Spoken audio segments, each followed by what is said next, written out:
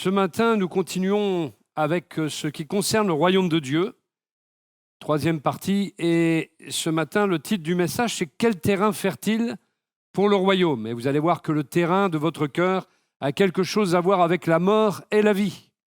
Donc on a vu, en tout cas on a eu l'occasion de voir ce qu'en réalité est le royaume de Dieu. Nous avons pu le définir et voir que c'était un règne qui avait commencé au moment où Jean le Baptiste est arrivé, précurseur de Jésus, et qui s'est continué avec l'œuvre de Jésus-Christ jusqu'à la croix.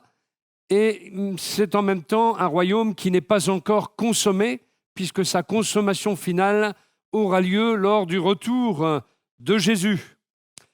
Mais en attendant, il est bien entrepris quand même ce royaume, et la pâte a commencé à lever, et l'expansion du royaume est en cours. La défaite du diable est consommée, ce royaume est inébranlable. Ce royaume ne bougera pas, ce royaume aura bien lieu, ce royaume sera bien introduit lorsque le Père remettra toutes choses au Fils. Alléluia! Et il sera glorifié, et avec lui seront glorifiés tous ceux qui ont cru en lui, parce qu'ils seront admirés dans l'avènement même de Jésus. Et nous voulons vraiment le bénir parce qu'il a aussi, avec le précurseur, nous a montré, nous l'avons vu la semaine dernière avec Jean le Baptiste, Jean le Baptiste avait un message concernant le royaume et il est venu présenter ce que le Messie allait faire, ce que Jésus allait faire, lui qui a été présenté par Jean le Baptiste comme roi du royaume qui venait d'arriver et comme étant l'agneau de Dieu qui ôte le péché du monde et également comme étant celui qui baptise dans le Saint-Esprit et le feu. Amen. Alors ce matin, nous allons nous tourner vers une des paraboles du royaume. Il y a plusieurs paraboles du royaume et ce matin, l'une de ces paraboles se trouve dans Matthieu au chapitre 13, du verset 1 au verset 9. Il nous est dit dans ce passage, ce jour-là, Jésus sortit de chez lui et alla s'asseoir au bord du lac. Autour de lui, la foule se rassembla si nombreuse qu'il dut monter dans une barque. Il s'y assit. La foule se tenait sur le rivage. Il prit la parole et leur exposa bien des choses sous forme de paraboles. Il leur dit, un semeur sortit pour semer. Alors qu'il répandait sa semence, des grains tombèrent au bord du chemin. Les oiseaux vinrent et les mangèrent. D'autres tombèrent sur un sol rocailleux et ne trouvant qu'une mince couche de terre, ils levèrent rapidement parce que la terre n'était pas profonde. Mais quand le soleil fut monté haut dans le ciel, les petits plants furent vite brûlés, et comme ils n'avaient pas vraiment pris racine, ils séchèrent. D'autres grains tombèrent parmi les ronces. Celles-ci grandirent et étouffèrent les jeunes pousses. D'autres grains, enfin, tombèrent sur la bonne terre. J'aime bien le mot « enfin ». D'autres grains, enfin, tombèrent sur la bonne terre et donnèrent du fruit avec un rendement de 100, 60 ou 30 pour un. Celui qui a des oreilles, qu'il entende. Et Jésus continue au verset 18. Vous donc, écoutez ce que signifie la parabole du semeur. Chaque fois que quelqu'un entend le message qui concerne le royaume et ne le comprend pas, le diable vient arracher ce qui était semé dans son cœur. Tel est celui qui a reçu la semence au bord du chemin. Puis il y a celui qui reçoit la semence sur le sol rocailleux. Quand il entend la parole, il l'accepte aussitôt avec joie, mais il ne la laisse pas prendre racine en lui, car il est inconstant. Que surviennent des difficultés ou la persécution à cause de la parole, le voilà qui abandonne tout. Un autre encore a reçu la semence parmi les ronces. C'est celui qui écoute la parole, mais en qui elle ne porte pas de fruit, parce qu'elle est étouffée par les soucis de ce monde et par l'attrait trompeur des richesses. Un autre, enfin, a reçu la semence sur la bonne terre. C'est celui qui écoute la parole et la comprend. Alors, il porte du fruit. Chez l'un, un grain en rapporte 100, chez un autre, 60, chez un autre, 30. Et comme on le sait donc, Jésus a enseigné souvent en paraboles ou avec des récits pour illustrer son enseignement. Ici, il s'agit de la parabole du semeur ou encore de la parabole des semences, selon que les commentateurs ou les théologiens ont intitulé ce message.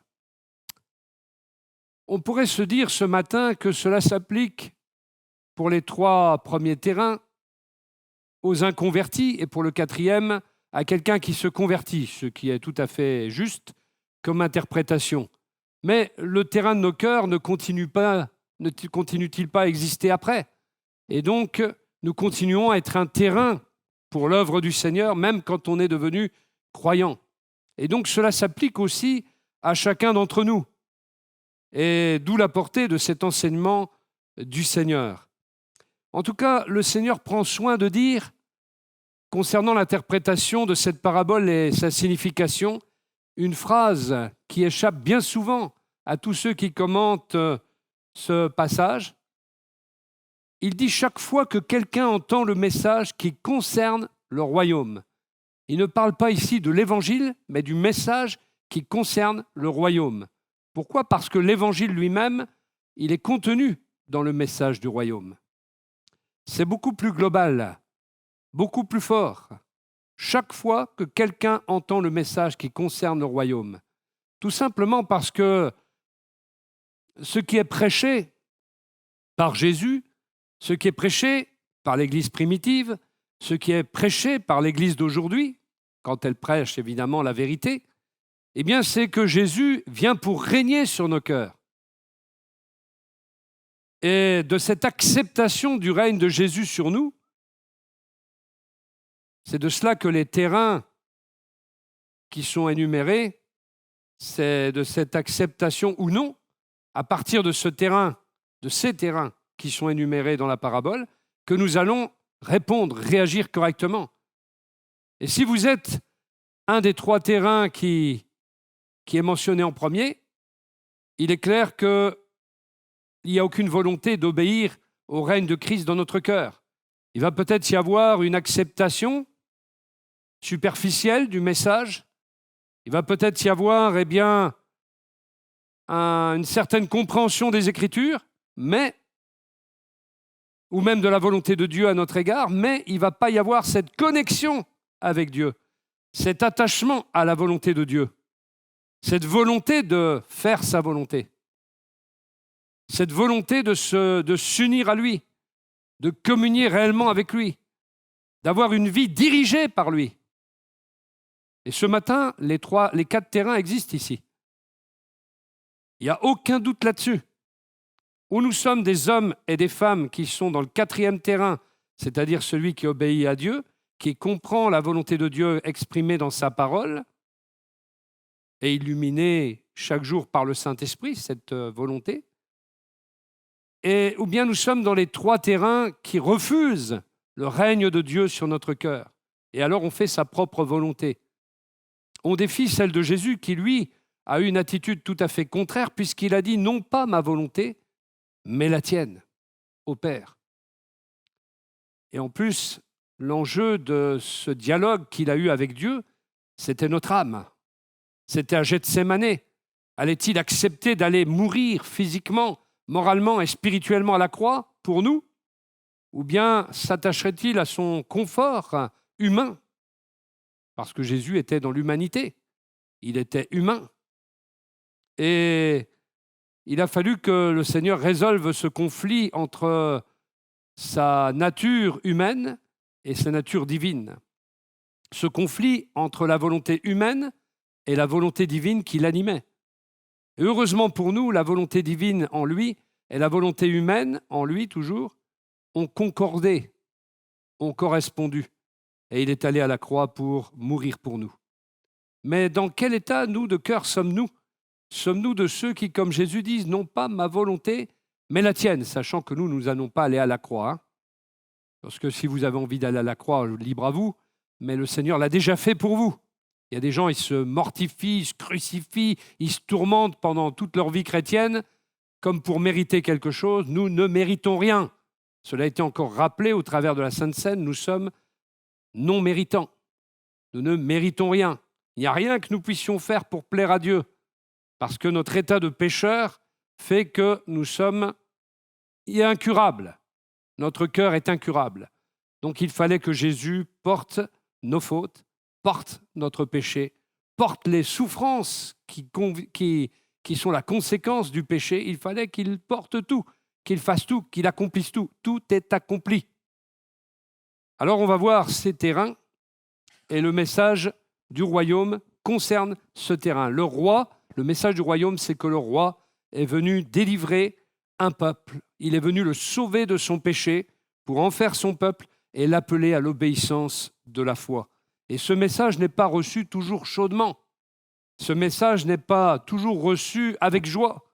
Et Jésus enseigne ici qu'il ne faut pas être surpris si des gens ne veulent pas de Jésus comme roi et ne reçoivent donc pas son message dans le bon terrain. En même temps, il préparait ses disciples à l'évangélisation, parce que dans l'évangélisation, ils n'allaient pas toujours avoir du succès. Il allait avoir les différents terrains qui allaient se manifester. Alors, dans un premier temps, il est question des semences. Alors, il y a les semences qui sont le long du chemin. Un semeur sorti pour semer, encore faut-il sortir, hein. Et Jésus est sorti pour semer. Alors qu'il répandait sa semence, des grains tombèrent au bord du chemin, les oiseaux vinrent et les mangèrent. Les auditeurs comprenaient de quoi il s'agissait parce que la plupart étaient dans le monde paysan de l'époque. Et à l'époque, on jetait la semence avec une sorte de tube vertical avec lequel on balançait comme ça la semence. Hein, un peu comme fait le curé avec son encensoir, tiens. Dans la cathédrale Saint-Jacques de Compostelle, par exemple. Et il y a plein de fumée. Un jour, on ne le retrouve plus, le curé, parce qu'il y a tellement de fumée, mais qu'il est devenu invisible. Hein. Non, je rigole. Semer consistait donc à prendre une poignée de semences et à la jeter par-ci, par-là, mais uniformément sur le terrain, si possible. À l'époque, les Juifs de l'époque connaissaient deux cultures céréalières, l'orge dans les régions qui avaient les sols les plus pauvres et puis le blé dans les meilleures terres. Le blé, ça comblait les boulangers. Voilà, c'était pour voir si le boulanger était réveillé. Jésus observe qu'une partie de la semence est tombée le long du chemin, c'est-à-dire sur l'étroite bande de terre que le fermier et sa famille avaient peut-être piétiné lorsqu'ils marchaient à travers le champ. Alors il y avait ainsi il y avait un chemin qui s'était tracé à un moment donné et c'était tombé bien le long de ce chemin. Parce que le sol du chemin n'était plus meuble, il ne s'était pas ameubli, la semence restait donc à la surface du sol. Et c'est pour ça que les oiseaux du ciel sont venus et ont mangé cette semence, ils l'ont même dévorée. J'ai connu cela un jour en semant de la pelouse. Il s'est mis à pleuvoir, et je me disais, tiens, c'est bien, il pleut, ça va pousser plus vite. Mais d'un seul coup, j'ai vu des oiseaux voraces là, qui sont venus manger les graines que je venais de semer. J'étais furieux. Et après, vous vous retrouvez avec une pelouse en forme de gruyère. Les oiseaux n'ont pas changé, hein. Ils sont des opportunistes. Regardez les pies, ce sont des voleuses. Hein. Et la plupart des oiseaux, ils pensent qu'à manger. J'ai eu affaire à des corneilles un jour sur un terrain de foot. Elles ont dévoré tout le terrain de foot, elles l'ont saccagé, ce qui coûte cher à la collectivité quand c'est ça. Ce sont des opportunistes, les oiseaux, comme Satan. Il y a ensuite les semences sur le sol pierreux, versets 5 et 6. D'autres tombèrent sur un sol rocailleux. Et ne trouvant qu'une mince couche de terre, ils levèrent rapidement. Ah, petite parenthèse quand même, il vous est tous arrivé, je pense, d'avoir évangélisé quelqu'un, d'avoir parlé du Seigneur à quelqu'un, et le lendemain, c'est comme si vous ne lui aviez pas parlé. C'est comme si c'était rien passé. La personne ne se souvient même de rien. En fait, les oiseaux sont venus et ont dévoré la semence que vous aviez jetée. Vous n'avez plus qu'à recommencer, mais il faut être persévérant. Il faut recommencer jusqu'à ce que le diable ne puisse plus prendre la semence. Amen. Allez, on reprend. D'autres tombèrent sur un sol rocailleux, et ne trouvant qu'une mince couche de terre, ils levèrent rapidement parce que la terre n'était pas profonde. Mais quand le soleil fut monté haut dans le ciel, les petits plants furent vite brûlés, et comme ils n'avaient pas vraiment pris racine, ils séchèrent. Alors, deuxième parenthèse, excusez-moi, je reviens encore en flashback en arrière. C'est comme dans les films, des fois, vous avez un flashback. Hein. Aujourd'hui, et puis en 1900, je ne sais plus combien, eh bien, juste pour dire que dans le terrain de notre cœur aussi, à nous chrétiens, il y a parfois où la parole est jetée pour nous aider à surmonter un cap, à franchir une étape.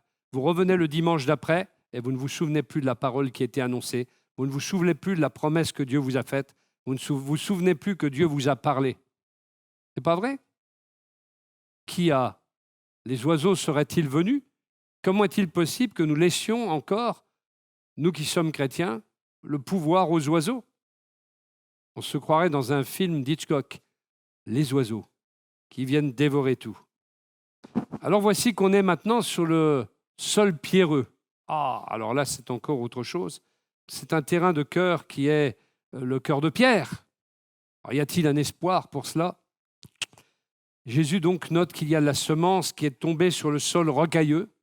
Ce n'était pas entièrement de la pierre, évidemment, c'était des petites dalles de calcaire qui se formaient dans certaines parties du champ, juste à la surface, pas sous la surface plutôt, et il y avait quelques centimètres de terre au-dessus, et c'est pour ça que quand vous mettiez vos graines, eh bien vous ne pouviez pas la faire lever, parce qu'il y avait cette petite roche là qui se formait derrière, et ça existe aussi dans nos jardins, ça parfois, si on ne fait pas attention. Et le calcaire venait pomper la chaleur et l'humidité, la chaleur du soleil au cours de la nuit, et pendant un moment, eh bien, les nouveaux plants allaient lever rapidement, parce qu'au début, ça marche, ils allaient grandir vigoureusement jusqu'à ce qu'il manque d'humidité. Et comme ils ne pouvaient pas s'enraciner dans un sol profond, eh bien, ils allaient faner et mourir rapidement. Ça nous reparle de notre mort spirituelle et de la vie spirituelle, reprendre vie. En Israël, les pluies tombaient en automne et en hiver, comme chez nous, et parfois abondamment, mais il n'y avait pas de pluie au printemps ni en été. Alors en mai, les collines verdoyantes du printemps deviennent brunes. C'est de cela qu'il est question, à mesure que l'herbe sèche. Et donc voilà un terrain duquel Jésus nous parle. Restons dans la réflexion et demandons-nous dans quel terrain nous sommes. On va y revenir sur ces terrains. Ensuite, il y a les semences dans les ronces, au verset 7. D'autres grains tombèrent parmi les ronces. Celles-ci grandirent et étouffèrent les jeunes pousses. Vous savez bien qu'aucun semeur qui a toute sa tête ne sème parmi les ronces. Mais il peut y avoir des graines d'épines dans le sol à certains endroits, et c'est ce qui arrive, et c'est ce qui fait que ça pousse, et ça peut empêcher la croissance de la plante que vous avez semée. Voilà ce qu'on peut dire de manière physique, biologique, naturelle sur les ronces. Bien sûr, je pourrais vous faire un cours sur le chardon étoilé, mais on ne va pas en parler parce qu'on n'est pas dans un cours de biologie. Il y a toutes sortes de ronces, toutes sortes de races de ronces. Comme il y a toutes sortes de problèmes dans la vie, toutes sortes de soucis qui peuvent étouffer la parole de Dieu. Eh bien, c'est pareil, dans la biologie, c'est varié. Ensuite, vous avez donc cette semence dans la bonne terre, verset 8, d'autres grains, d'autres semences, enfin, tombèrent sur la bonne terre et donnèrent du fruit, avec un rendement de 100, 60 ou 30 pour un. Un bon champ de blé en pleine maturité est une merveille évidemment à cultiver, même surtout en Israël à l'époque. Et dans une bonne année, c'est vrai qu'un champ pouvait produire 100 grains de blé pour chaque grain semé au centuple. Et donc, on avait du pain. On pouvait manger. Il n'y avait pas de famine dans ces cas-là. Et c'est le but du semeur, évidemment. C'est le rêve de tout fermier, de tout agriculteur, rempli d'espoir quand il sème, c'est de pouvoir produire à grande échelle. Et il est vrai que certaines semences tombent le long du chemin, d'autres dans le sol rocailleux, d'autres aussi dans les ronces, mais son espoir, c'est de voir lever la semence, la voir grandir, la voir fleurir au soleil et dans une moisson qui soit productive et abondante, évidemment. C'est un principe d'économie également. Et Jésus va s'arrêter là, c'est la fin de la parabole, et des milliers de gens sont là, vous l'avez lu tout au début, près du lac, et Jésus est obligé même de monter dans la barque pour se faire entendre. Tous ces gens-là, évidemment, vont se poser des questions en se demandant où Jésus veut en venir. C'est à la fois clair, parce que c'est quand même une leçon très simple, la semence, le semeur, il n'y a rien qui échappe à tous ces gens. C'est clair, mais en même temps, pour eux, c'est confus. Ils ne comprennent pas la réalité spirituelle qui est derrière.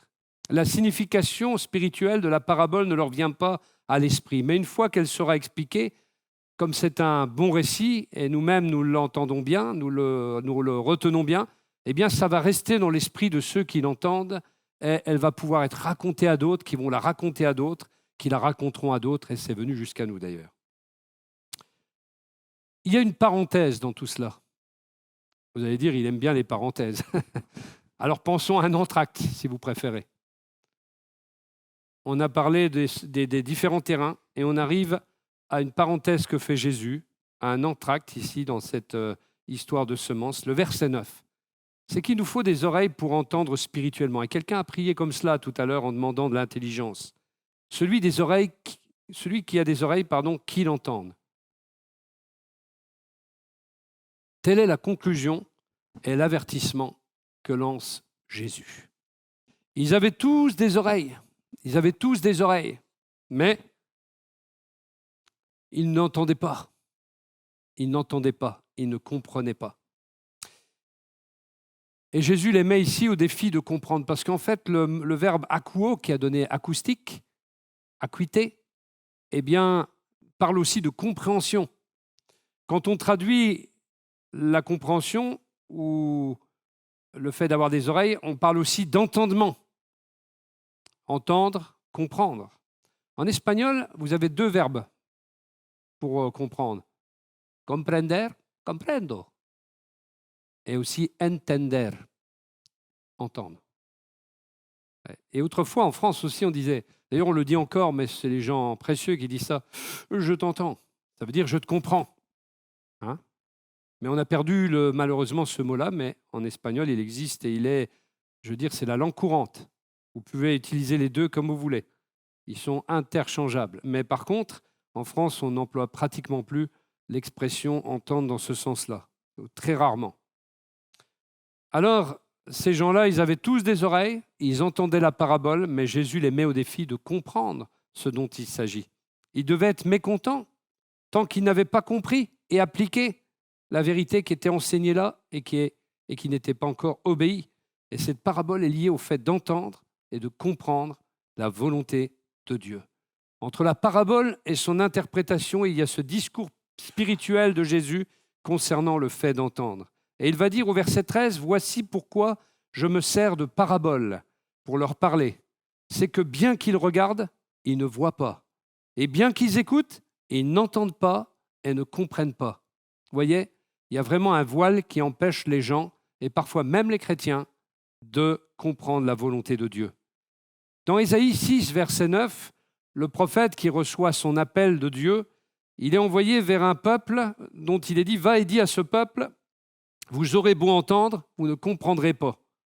Oui, vous aurez beau voir, vous ne percevrez rien. » Heureusement que le Seigneur ne m'a pas dit ça lorsqu'il m'a appelé à son service, parce que je ne sais pas si j'aurais répondu oui, aller vers un peuple de gens à qui on allait parler qui ne comprendraient rien. Hein? C'est comme si, quand je parle, vous entendez et puis vous ne comprenez rien, forcément, là, dans ce cas-là. Mais spirituellement, si vous ne compreniez rien, ça serait un drame pour moi, pour vous aussi d'ailleurs, mais ça serait un drame pour nous tous. Et voilà vers quoi pourtant le prophète Isaïe a été envoyé. Et d'ailleurs, c'est relaté et répété plusieurs fois dans l'évangile de Matthieu pour faire le parallèle avec le ministère de Jésus qui a parlé et les gens ne comprenaient pas non plus. Parfois même, les disciples étaient durs d'entendement. Serions-nous durs d'entendement? Au verset 16 et 17, Jésus dit « Vous, au contraire, vous êtes heureux. » Heureusement qu'à ce « vous, au contraire, vous êtes heureux. Vos yeux voient et vos oreilles entendent. Vraiment, je vous l'assure, beaucoup de prophètes et de justes ont désiré voir ce que vous voyez, mais ne l'ont pas vu. Ils ont désiré entendre ce que vous entendez, mais ne l'ont pas entendu. » On rejoint un peu Jean le Baptiste qui disait que le plus petit dans le royaume est plus grand que Jean le Baptiste, parce que les hommes de l'Ancienne Alliance auraient voulu entendre ce que vous entendez aujourd'hui, mais ne l'ont pas entendu, et ne l'ont encore moins compris puisqu'ils ne l'ont pas entendu. Entendre et comprendre sont donc liés, car on touche réellement à l'entendement. Et rappelez-vous la parole de Pierre qui dit « Saignez votre entendement », c'est-à-dire mettez une ceinture à votre entendement, protégez votre entendement. Il m'arrivait souvent, avant d'annoncer la parole de Dieu, de prier pour que l'entendement des frères et sœurs soit ouvert, soit libéré. Et on devrait même ordonner que cet entendement s'ouvre au nom de Jésus, comme on dirait qu'un œil s'ouvre ou qu'une oreille s'ouvre, et que le sang de l'agneau protège cet entendement. Parce qu'on a vraiment besoin de protection. Un frère un jour m'a dit que lorsqu'il venait tout au début à l'église, eh bien, au moment où le prédicateur prêchait, il devenait sourd. Jusqu'au jour où quelqu'un a prié pour lui et il était libéré, il a pu enfin se tourner vers Dieu et comprendre ce qui était dit. Mais à chaque fois, il n'entendait rien. C'était vraiment une œuvre satanique qui se passait et cet homme eh bien, était empêché d'entendre et de comprendre. Nous avons raison donc de prier pour que l'intelligence s'ouvre. Luc 24, verset 45, Jésus, lorsqu'il va rencontrer les disciples d'Emmaüs, il est écrit là-dessus, il leur ouvrit l'intelligence, l'entendement, pour qu'ils comprennent les Écritures. Est-ce que nous n'aurions pas besoin parfois que le Saint-Esprit ouvre notre entendement pour que nous puissions comprendre ce qui est écrit dans la Bible? Dans le livre de l'Apocalypse, au chapitre 17, verset 9, il est question d'avoir un entendement et une intelligence éclairée par la sagesse pour interpréter correctement ce qui est écrit. Et Dieu sait, avec tous les fous qui écrivent n'importe quoi, ou des gens très audacieux qui écrivent sur l'Apocalypse des choses que la Bible ne dit pas, qui vont, comme Paul dit, au-delà de ce qui est écrit, au-delà de ce qui est écrit. Et beaucoup de gens vont aujourd'hui au-delà de ce qui est écrit et disent des choses qui ne sont pas écrites dans la Bible, font des déductions sur des choses qui ne sont pas écrites dans la Bible. Eh bien, ça fait aller trop loin, évidemment, et ça peut même susciter des craintes et un malaise, parce que ce sont des choses que Dieu n'a pas dites. Et parce qu'il ne les a pas dites, il ne faut pas les dire à sa place. Il est question d'avoir un entendement, une intelligence éclairée par la sagesse de Dieu pour interpréter correctement ce qui est écrit dans l'Apocalypse. Et ne pas donc, la sagesse consistera non pas à dire des choses, à interpréter des choses qui ne sont pas écrites, mais au contraire, cette sagesse consistera à ne pas aller au-delà de ce qui est écrit. Paul priait aussi pour que l'intelligence des croyants soit illuminée par Dieu. Dans le Éphésiens 1, verset 8, il priait, c'était son sujet de prière, pour que l'intelligence, l'entendement des croyants soit illuminé par Dieu, que la lumière du Saint-Esprit éclaire la parole de Dieu, éclaire le chemin tracé par Dieu. Et nous avons besoin de cela pour nous convertir réellement au message du royaume. Que l'on soit déjà croyant ou qu'on ne le soit pas, peu importe, ça ne change rien. Le même message doit être écouté, entendu, compris, obéi. Le règne de Dieu doit s'effectuer en nous. Combien d'hypocrites disent que ta volonté, récite tous les dimanches, que ta volonté soit faite sur la terre comme aux cieux, que ton règne vienne, amen. Et puis finalement, ils ne laissent pas Dieu conduire leur vie. Et c'est à cela que Jésus s'attaque. Il y a des cœurs durs. Alors voilà, on y arrive cette fois-ci à l'explication de la parabole. Le premier terrain, c'est les cœurs durs. Chaque fois que quelqu'un entend le message qui concerne le royaume et ne le comprend pas, le diable vient arracher ce qui a été semé dans son cœur. Tel est celui qui a reçu la semence au bord du chemin. La responsabilité de celui qui est au bord du chemin, là, qui a ce terrain de cœur, n'est pas exclue. C'est parce que la personne n'en veut pas du message au départ qu'il ne s'enracine pas en elle. Elle n'en a rien à faire. Quand vous parlez, en fait, vous parlez à un mort, vous parlez à un cadavre, vous parlez à quelqu'un qui n'en a rien à faire de ce que vous dites. Vous êtes en train de, quelque sorte, de prophétiser sur sa vie par l'évangile, par le message du royaume, mais la personne ne reprend pas vie tout de suite. Ça ne veut pas dire qu'il n'y a pas d'espoir. Vous allez revenir à la charge et peut-être qu'à un moment donné, suite à la prière, la personne va s'ouvrir. On a déjà vu ces cas-là, heureusement, hein. Sinon on ne pourrait plus annoncer l'évangile, ça serait un drame pour nous aussi d'annoncer l'évangile à des gens qui n'entendent rien. Mais heureusement, par la prière, ces cœurs durs peuvent être pénétrés par la parole de Dieu, par la puissance et la présence du Saint-Esprit, et faire des expériences qui vont les amener à être touchés par le Seigneur. Enfin, le Seigneur sait s'y prendre, c'est le divin chirurgien. Il a du tact et en même temps, il a les doigts pour manier le scalpel avec précision là où il le faut. Hein ? C'est un sol dur entre les champs. La semence ne plonge jamais dans le sol et le diable, représenté dans la parabole par les oiseaux, dévore la graine avant qu'elle ne lève, parce qu'il connaît son intérêt, le diable. S'il peut faire en sorte que ce matin, ou même à d'autres moments, eh bien, des moments importants, des moments, je dirais, clés de votre vie, la bonne semence est semée, et vous seriez presque disposé à prendre cette semence, s'il peut la prendre avant que vous puissiez faire le geste de vous accaparer cette semence pour qu'elle grandisse en vous, il va le faire. Parce qu'il y trouve une faille. S'il n'y a pas de faille, il ne va pas pouvoir le faire. Mais là, il y a ce cœur dur. Alors il sait qu'il peut avoir accès à ce cœur dur. Mais il est dit que le cœur de pierre, Jésus peut en faire un cœur de chair. C'est la promesse d'Ézéchiel 36, verset 26, qui nous parle dans l'Ancien Testament de la nouvelle naissance. Tu peux naître de nouveau. Tu peux être engendré à une vie nouvelle en croyant et en t'attachant à la vérité. J'aimerais revenir sur le mot croire. Dieu a tellement aimé le monde, a dit notre frère tout à l'heure, Jean 3,16. Dieu a tellement aimé le monde qu'il a donné le Fils unique afin que quiconque croit en lui ne soit pas perdu pour l'éternité, mais ait la vie éternelle. C'est la pensée originelle. Ne crois pas, grec pisteo. Qu'est-ce que ça veut dire? C'est mal traduit. Oui. Que celui tellement aimé le monde, afin que quiconque croit, il faudrait rajouter et s'attache. Et s'attache. S'attacher à la vérité révélée. Croire et s'attacher à, se coller à la vérité révélée. Voilà ce que veut dire le mot. Adhérer complètement à la vérité révélée. Parce que croire, il suffit que je fasse mon Billy Graham ce matin et je dis, je vois votre main. Levez votre main si vous êtes intéressé par accepter le Seigneur Jésus. Je vois votre main, madame. Je vois votre main, monsieur. Et parmi les messieurs et les mesdames qui ont levé leurs mains, combien vont rester dans l'Église? Il y aura un pourcentage, 1 sur 10 peut-être. J'ose dire 1/10, allez. Pourquoi? Parce que ce n'est pas ça la conversion. Ce n'est pas le fait qu'on lève sa main dans une salle qui fait qu'on est converti. On manifeste le désir de venir à Jésus, mais on n'est pas encore quelqu'un qui a cru et qui a adhéré à la vérité révélée que Jésus nous montre.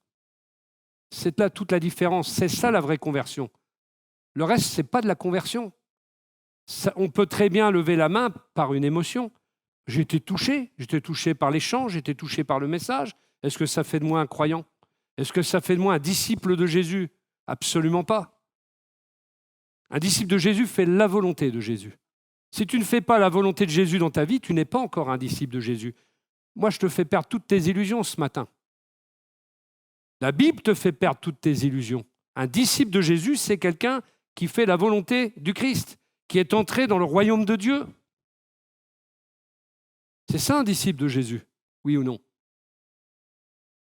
Lisez votre Bible et c'est ce que vous trouverez. C'est quelqu'un qui suit Jésus dans sa volonté. Après, il y a des personnes qui s'approchent de Jésus. C'est un autre cercle, mais ils ne sont pas encore des disciples. Ils sont en chemin peut-être, mais ils ne sont pas encore arrivés. Et tant qu'ils ne seront pas arrivés, leur place dans le ciel n'est pas garantie. Car c'est celui qui croira et qui persévérera jusqu'à la fin qui sera sauvé. Ce que je disais la semaine dernière, la doctrine de la persévérance, et qu'on ne prêche plus. Et comme ça, on a plein d'adhérents dans les églises. Ah, c'est beau, on a 100 000 personnes dans certaines églises, mais elles ne sont pas converties. Et quand le Seigneur à revenir, il y en a 10 qui vont être sauvés dans certaines grandes églises américaines, par exemple. Il y en a 10 qui partiront. Je crois qu'il faut revenir au message central de la parole de Dieu et regarder ce qui est écrit. Et c'est ce qui est écrit qui nous convainc de péché, de justice et de jugement. C'est pas ce qu'on pense, nous les hommes, en disant « Oh, bah ouais, allez, un tel, il a un petit peu cru, c'est bien. Allez, va, t'es sauvé, va. » Non, c'est pas ce que nous disons, c'est ce que dit la parole de Dieu. Moi, je peux dire ça en tant que pasteur pour avoir plus de gens. Mais alors, je suis un hypocrite aussi. Et je suis à côté de la plaque. Mon ministère, ça doit être de dire la vérité.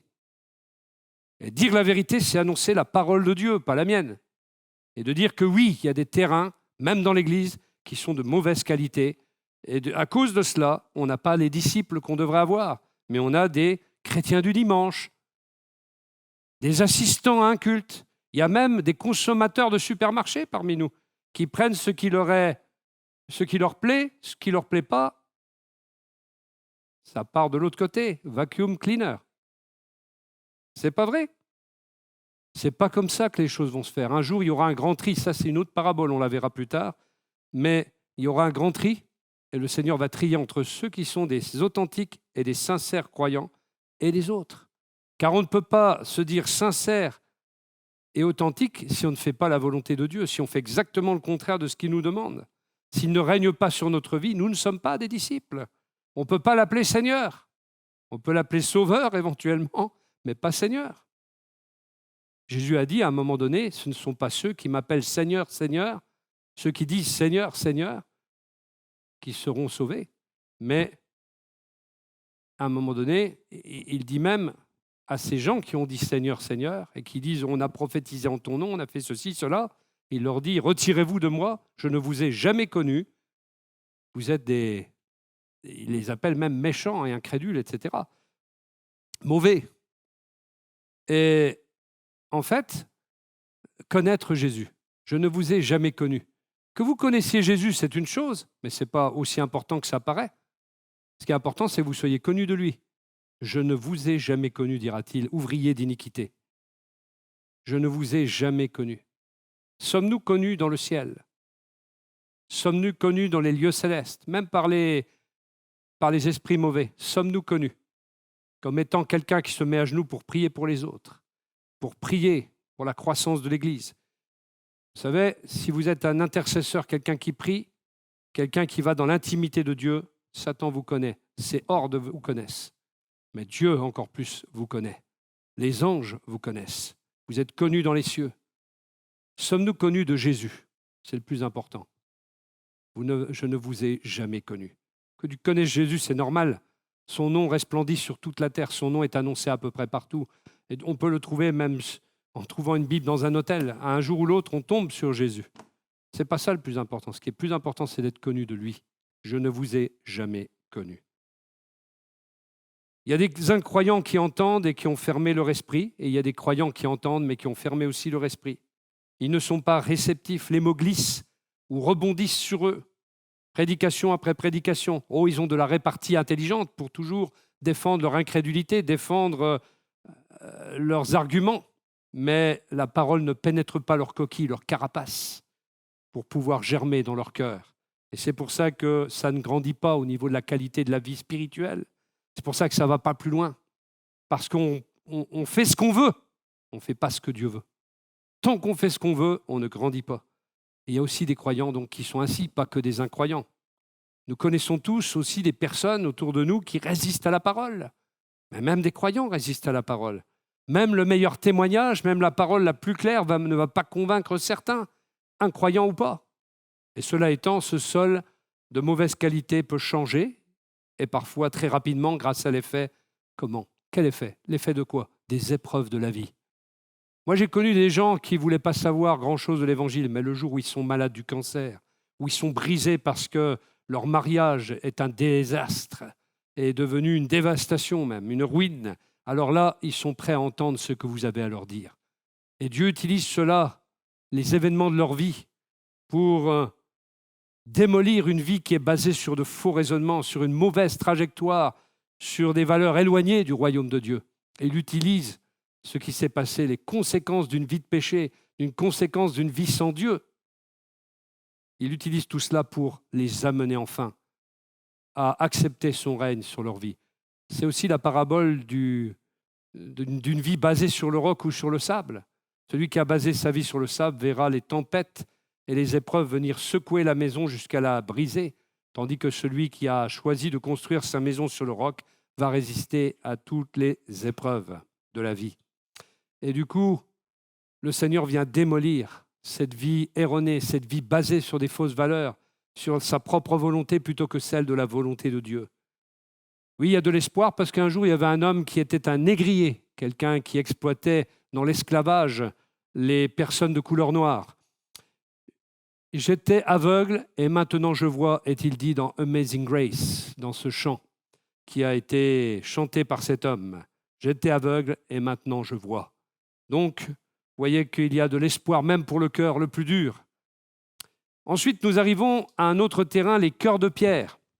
Il y a celui qui reçoit la semence sur le sol rocailleux. Quand il entend la parole, il l'accepte aussitôt avec joie, mais il ne la laisse pas prendre racine en lui, car il est inconstant. que surviennent des difficultés ou la persécution à cause de la parole, le voilà qui abandonne tout. Ça nous fait penser à plein de choses, ça. Hein? C'est le deuxième type de terrain avec la fine couche de sol sur une plateforme calcaire, hein, sur la pierre. Alors il y a cette terre pour une croissance précoce, quand le sol est encore humide à cause des pluies de printemps, mais bientôt la chaleur va venir assécher tout cela et la graine va cesser sa croissance et elle va sécher rapidement. Cette terre rocailleuse représente les gens qui font preuve d'enthousiasme. Et même dans l'Église, on en voit. On va faire ci, on va faire ça. Ils commencent, ils finissent jamais. On en a vu. Je dirais même qu'il y a des pasteurs comme ça. Ah, j'ai une vision, là, on va faire ci, on va faire ça. Et au bout de deux semaines, la vision, elle n'existe déjà plus. C'était l'enthousiasme qui était là, l'émotion. Et on a entraîné les croyants dans cette vision pour arriver au fait que finalement la vision n'a plus cours. Et les croyants se disent, mais qu'est-ce qui se passe? Je vous dis, les terrains des cœurs peuvent habiter tout le monde, croyant, incroyant, même le pasteur. Et il y a quand même un cœur dur en dessous, puisqu'il est question de cette fine couche de roche calcaire. Alors, ce type de gens peut être gêné par leur péché. Ils peuvent même faire la prière du pécheur, venir là et dire « Seigneur, oui, je suis pécheur, etc. » Mais il n'y a rien qui change. Ils n'ont pas intériorisé là-dedans les enseignements du roi des rois, le roi Jésus. Et ils n'ont pas restructuré ni réorienté leur vie en fonction du message qu'ils ont entendu pour pouvoir porter du fruit à la gloire du Père de ce royaume. Oh oui, ils peuvent être attristés par leurs péchés parce qu'ils en ont été convaincus, mais ils n'ont pas un cœur repentant. Et je reviens encore sur la repentance. La repentance, c'est le message central du royaume de Dieu. Être gêné ne suffit pas par notre péché. La repentance est de mise, elle est nécessaire. Les larmes de repentance, ça existe. Quand elles ne sont pas authentiques, ce sont des larmes de crocodile. J'en ai vu des larmes de crocodile au cours de ma vie de chrétien. Des gens qui pleurent, gens qui rient, gens qui pleurent, vous connaissez. Il y en a beaucoup des gens qui pleurent, mais ils ne se convertissent pas. Et pourtant, ces larmes de repentance, quand elles sont vraies, représentent la destruction du vieux système de valeurs selon le monde et les fondements d'un nouveau système, le royaume de Dieu qui est posé dans nos cœurs. Le cœur est alors déchiré. C'est le langage employé dans la Bible, ce qui suppose une certaine violence. Dieu nous fait violence dans notre cœur pour qu'on secoue le joug et qu'on arrête de croire dans ce système de ce monde et qu'on adopte les valeurs du royaume de Dieu. Pleurer n'est pas forcément nécessaire à la repentance, mais la repentance, elle, est nécessaire. Sinon, eh bien, nous nous retrouvons dans nos églises quand la repentance n'est pas prêchée, avec des chrétiens superficiels, mais avec un cœur dur comme ça, qui n'ont rien compris au message du royaume, ni même au salut, et qui pensent qu'ils peuvent continuer leur vie comme ils le veulent, ils l'amènent comme ils le veulent, alors même que le message du royaume, c'est l'obéissance à Jésus, c'est le suivre sur le chemin qu'il nous trace. Le mot difficulté qui est employé pour dire qu'à la moindre difficulté, ces gens-là abandonnent tout, c'est le mot klipsis qui veut dire pression. Dans un sens imagé, c'est une difficulté qui mène à la détresse, des pressions, une sorte d'oppression, d'affliction et même de tribulation qu'on peut vivre. Voilà le mot qui est employé. Et il y en a des pressions. Et Jésus a été pressé à Gethsémané. Il a regardé le pressoir à huile, c'est ça que signifie Gethsémané. Le pressoir à huile, là, il était pressé, concassé. Mais nous ne serons jamais pressés ni concassés au point de Jésus. Et même si nous avons ces pressions-là dans notre vie, rien ne nous empêche de le suivre et de faire sa volonté. Ou alors il est question de persécution, un autre mot, diogmos, qui est un programme ou un processus destiné à harasser, à oppresser, à harceler quelqu'un, à persécuter quelqu'un. Ça existe dans la vie, ça existe au travail également. Mais même ça ne doit pas nous détourner du chemin de la volonté de Dieu. Jésus décrit ici, dans ce terrain-là, un engagement superficiel. Que surviennent les difficultés, les pressions, et les pressions et les difficultés arriveront à un moment ou à un autre, croyez-le. Ça ne va pas être tous les jours un tapis de rose, la vie chrétienne. Étroit et resserré est le chemin qui mène à la vie. Large et spacieux est le chemin qui mène à la perdition. Mais c'est là qu'on va voir le vrai croyant. C'est face aux pressions et c'est face à la persécution. Ce sont des personnes qui ont fait une expérience, mais qui n'ont pas obéi de cœur à la loi du Seigneur. Ils n'ont pas tout compris, mais ils n'ont pas suivi, et leur cœur n'est pas touché comme il le devrait. Jean parlera de ces gens en disant « Ces adversaires du Christ sont sortis de chez nous, mais en réalité, ils n'étaient pas des nôtres. Car s'ils avaient été des nôtres, ils seraient restés avec nous. » Vous avez des gens qui abandonnent très vite les églises. Mais ils nous ont quittés pour qu'il soit parfaitement clair que tous ne sont pas des nôtres. En fait, ce terrain évoque 3 types de chrétiens. Les faux chrétiens superficiels, les chrétiens faibles et le chrétien apostat, c'est-à-dire celui qui renie Jésus. Il y a ensuite les cœurs épineux. Un autre encore a reçu la semence parmi les ronces. C'est celui qui écoute la parole, mais en qui elle ne porte pas de fruits, parce qu'elle est étouffée par les soucis de ce monde et par l'attrait trompeur des richesses. C'est ce terrain où les ronces étouffent la semence et l'empêchent de profiter de la chaleur du soleil et de l'eau. Aussi, le grain ne vient donc jamais à maturité pour porter du fruit. Et Jésus nous dit que ce sont les soucis de ce monde et l'attrait trompeur des richesses qui étouffent la semence jetée dans notre cœur. Cela empêche la croissance ou le bien-être de quelqu'un à cause de la pression. C'est tout le sens du mot grec « étouffer » ici. Les richesses, c'est tout ce qui nous remplit, sauf de Dieu. Qu'est-ce qui te remplit ce matin? Qu'est-ce qui va te donner de la joie? À quoi tu penses? Quel est ton objectif premier au cours de cette journée et demain? Est-ce que c'est gagner plus de sous possible pour t'en mettre plein les poches? Est-ce que c'est des buts charnels? Des buts que Dieu ne t'a pas assignés, que Dieu ne t'a pas montré qu'il fallait atteindre? Tout ce qui te remplit, sauf être rempli de Dieu. Voilà ce que c'est, ce dont il est question dans les ronces. Qu'est-ce qui nous remplit au point de nous séparer de Dieu et de sa volonté pour nous?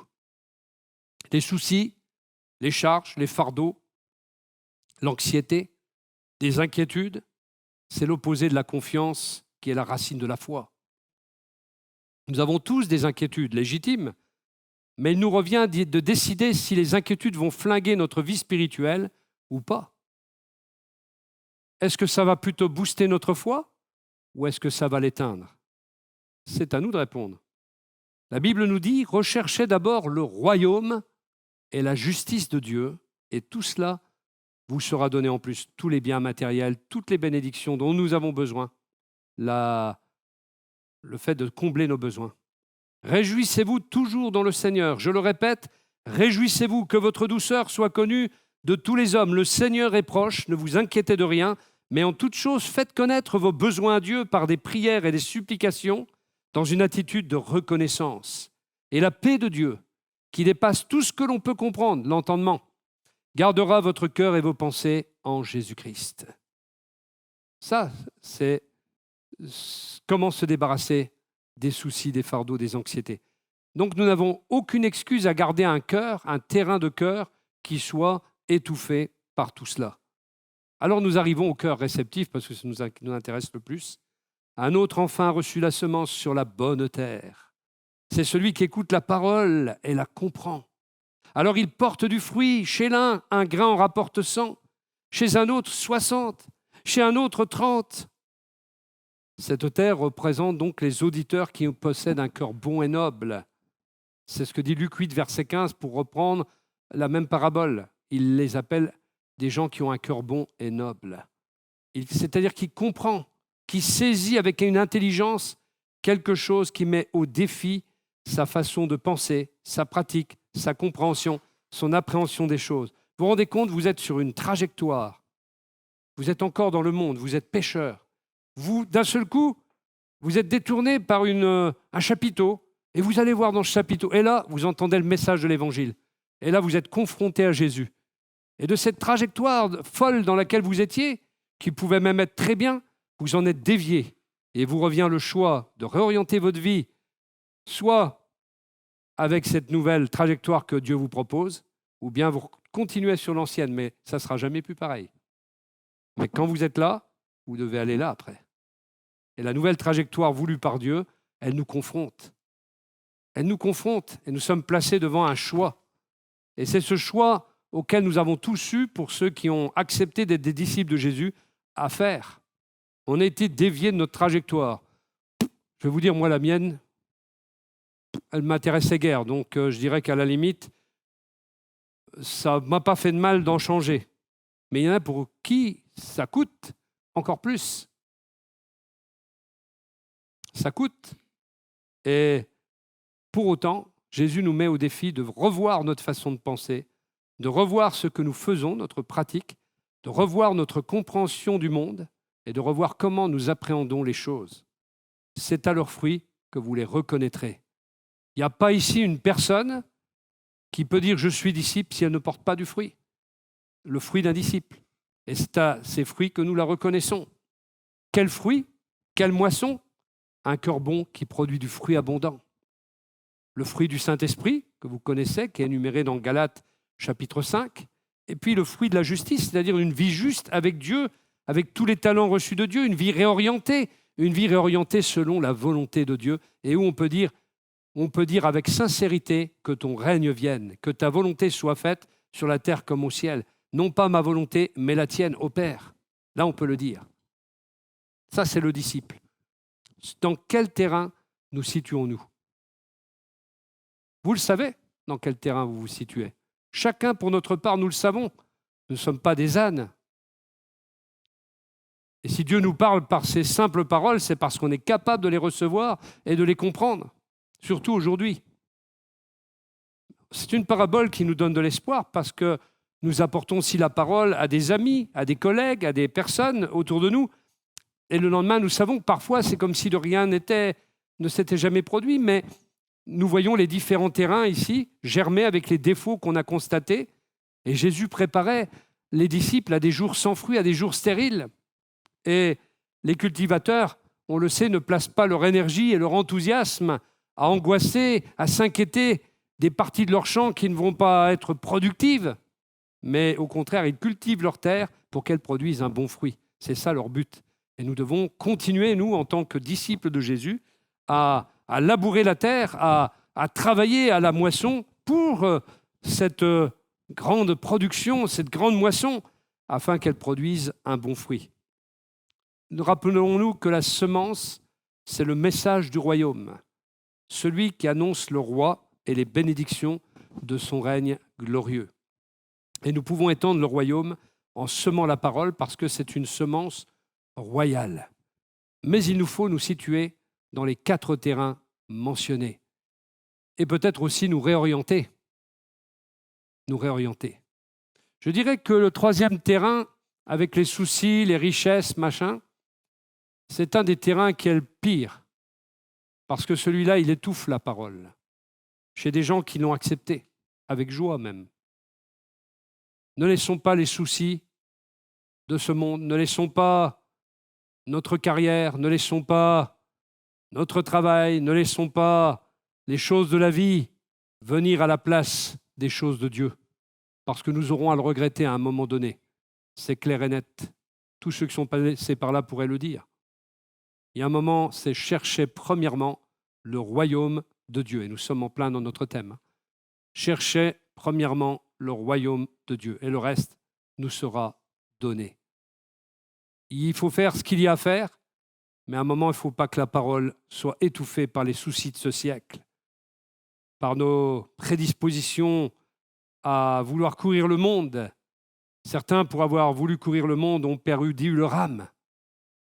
Ne perdons pas notre âme dans les choses insensées de ce siècle, mais considérons et fixons du regard celui qui est le roi du royaume et qui nous appelle également à le servir dans sa présence, à cultiver sa présence, son intimité et à servir dans le royaume de Dieu. Amen. Que le Seigneur nous bénisse et nous aide à distinguer dans quel terrain nous sommes, mais surtout à remédier si nous sommes dans le mauvais terrain et à ne pas être des hypocrites qui disent « Seigneur, que ta volonté soit faite » et qui finalement ont déjà décidé dans leur cœur de ne pas la faire. Ou de dire « Viens régner », chanter des chants comme cela, ou chanter le Notre Père alors qu'on... Parce que le Notre Père, c'est la prière du royaume, si on va par là. Alors n'allons pas dans ce sens, mais révolutionnons notre manière d'être et de faire et allons vers le royaume de Dieu et le règne de Christ dans notre vie. À un moment donné, c'est lui qui règne, c'est pas moi.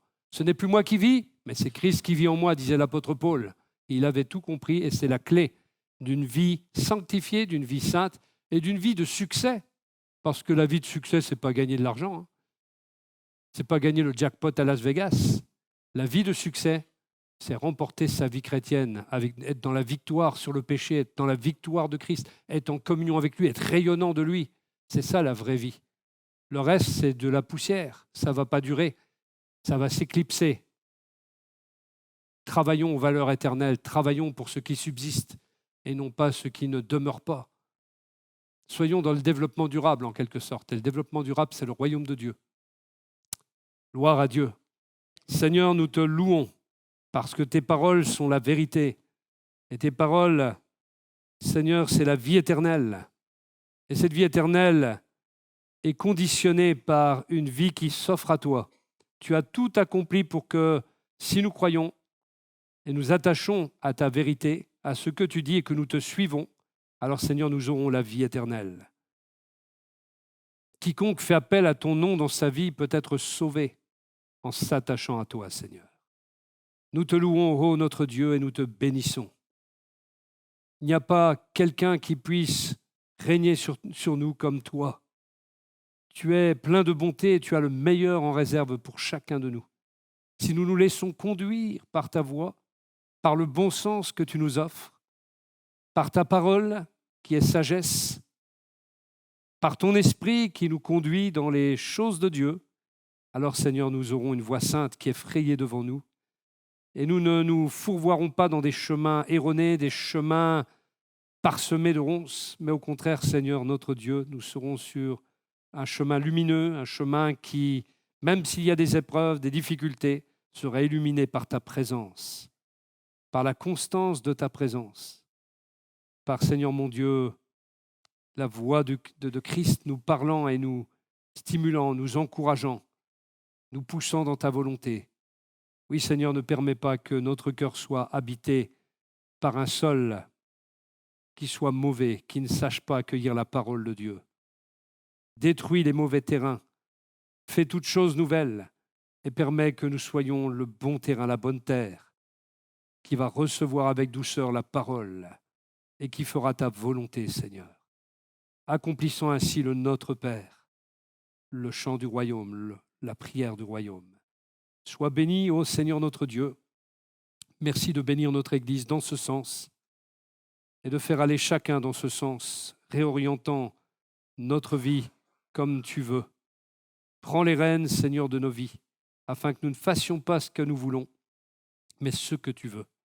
Que notre volonté s'unisse à la tienne, comme celle de Christ s'est unie à la tienne, pour faire ta volonté, ce qui est aujourd'hui la garantie de notre salut. Sois béni, Seigneur. Amen.